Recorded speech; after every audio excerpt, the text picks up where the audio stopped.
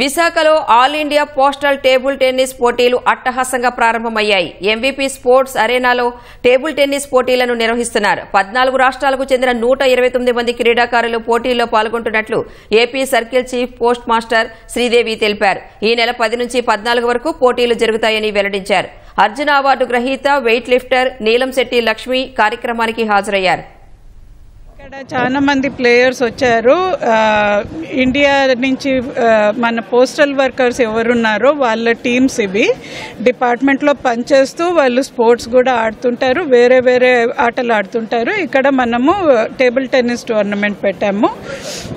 14 teams వచ్చారు India మొత్తం నుంచి. 129 ప్లేయర్స్ పార్టిసిపేట్ చేస్తున్నారు.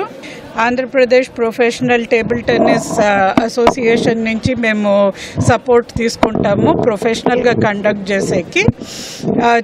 పోటీ పడతారు ఇండివిజువల్ కేటగిరీలో, డబుల్స్లో, టీమ్ కేటగిరీ. ఇది 10 నుంచి 14 తారీఖు వరకు. 14 తారీఖు క్లోజింగ్ సెరమనీ ఉంటుంది where all the players will be awarded.